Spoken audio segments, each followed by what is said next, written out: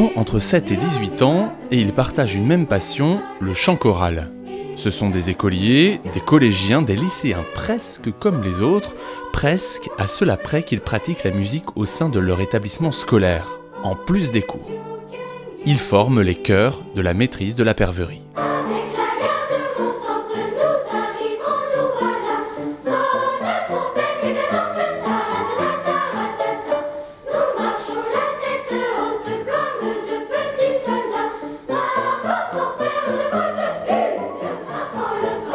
Une maîtrise, c'est un terme qu'on utilise, qui remonte au Moyen-Âge et qui déterminait à l'époque une école de chant adossée à une cathédrale.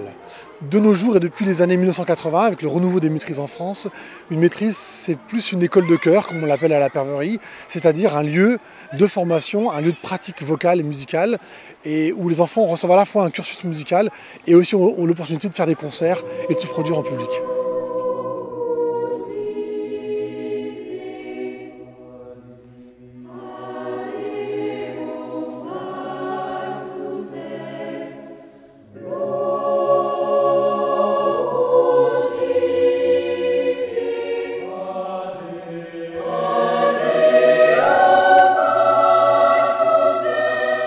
La maîtrise de la Perverie est née en 1987. Depuis sa création, elle a permis à des milliers de jeunes de vivre leur passion et de parfaire leur culture musicale. Car participer à la maîtrise, c'est avant tout s'ouvrir à une grande richesse de répertoire.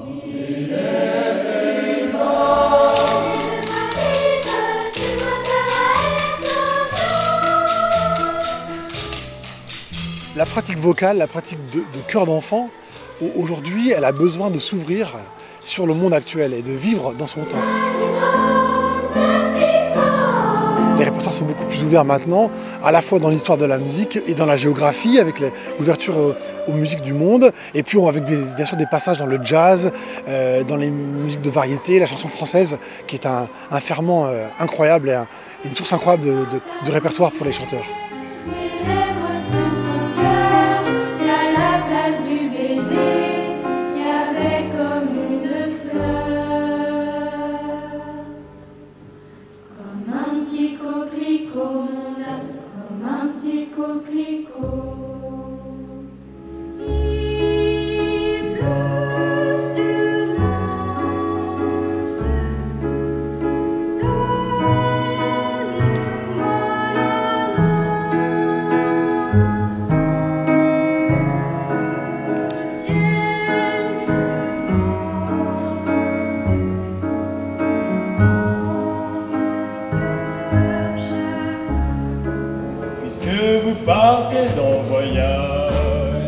Ici, à la Perverie, il existe 7 chœurs différents.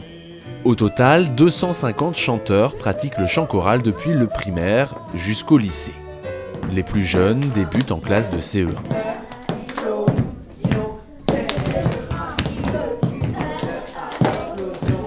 Ça passe d'abord par les pieds, les genoux, le corps, et puis la voix vient ensuite. Et si on est bien dans son corps, on est bien dans sa tête, et on sera automatiquement bien dans sa voix.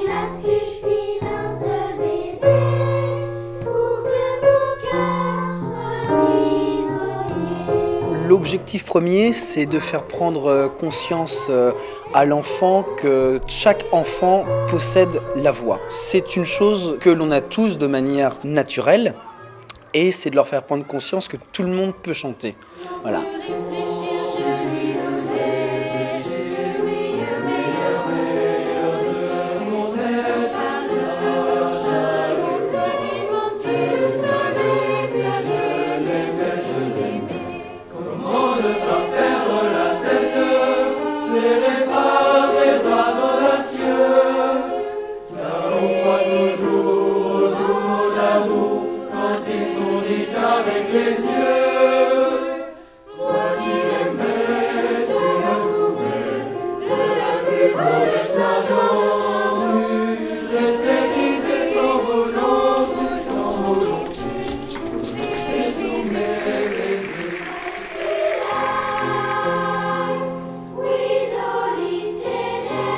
Au primaire, les enfants pratiquent le chant choral 2 heures par semaine.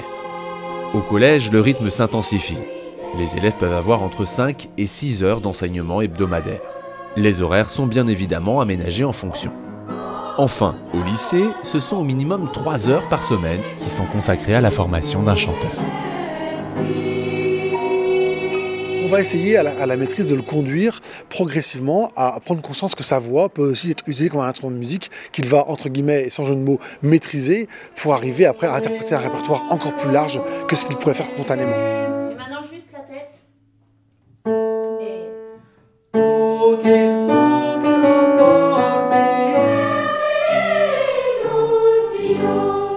C'est très bien, mais c'est pas une pièce de bataille et de combat, d'accord? Donc plus serein et plus tranquille, d'accord? 4 et 1. Apprendre à chanter à la maîtrise de la perverie, c'est donc un apprentissage au long cours. C'est apprendre à connaître petit à petit cet instrument de musique qu'est la voix. C'est expérimenter sa voix, celle des autres, en séance individuelle et collective. Et puis c'est aussi, parfois, s'éloigner un peu de cette voix, explorer de nouvelles approches pour finalement mieux revenir à l'essentiel. Quand on veut déchiffrer une partition et qu'on n'a que finalement sa voix, des fois on se dit ah, tiens comment je vais pouvoir entendre l'harmonie. Donc du coup quand on sait déchiffrer au piano, on peut jouer les accords en dessous, on peut avoir une idée un petit peu plus large du morceau et ça peut nous guider un petit peu plus dans le conduit vocal. On va avoir aussi des cours de formation musicale spécifiques chanteurs qui vont aussi être très importantes dans la formation vocale. Et pour parfaire la formation musicale, la maîtrise sort des murs pour se produire en public. 4 à 8 concerts sont programmés chaque année en fonction des niveaux.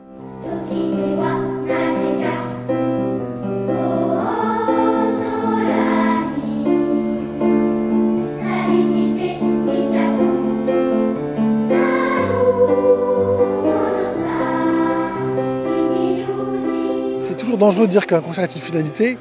En même temps, c'est plutôt un objectif et c'est plutôt un point d'aboutissement, une photo à un instant T, comme on dit souvent. C'est un challenge parce que y a l'œuvre d'un côté, il y a le groupe de l'autre, et puis c'est comment cette rencontre va se faire, comment elle va s'opérer de manière la plus harmonieuse possible et la plus progressive possible.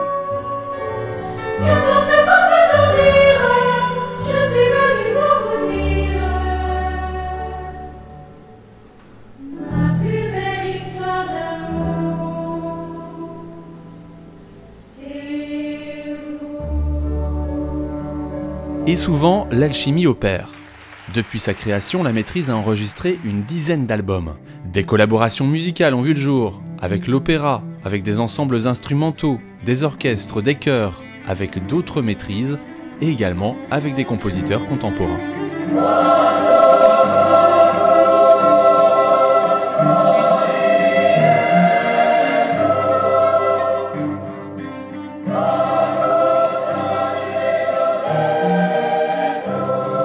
Il y a un volet important par rapport à la musique contemporaine et la rencontre avec des compositeurs d'aujourd'hui. Donc on a pu rencontrer Patrick Burgan, Thierry Machuel, Richard Kennel, Manuel Collet, des musiciens qui sont bien vivants, en chair et en os, et qui écrivent de la musique au quotidien.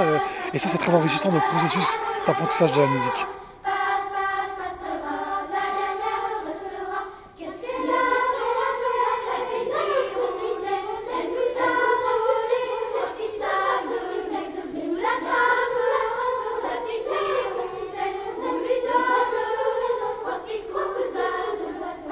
Ce lien entre chaque membre de cette entité-là permet de vivre ensemble un projet commun et c'est ça la force de la musique en fait.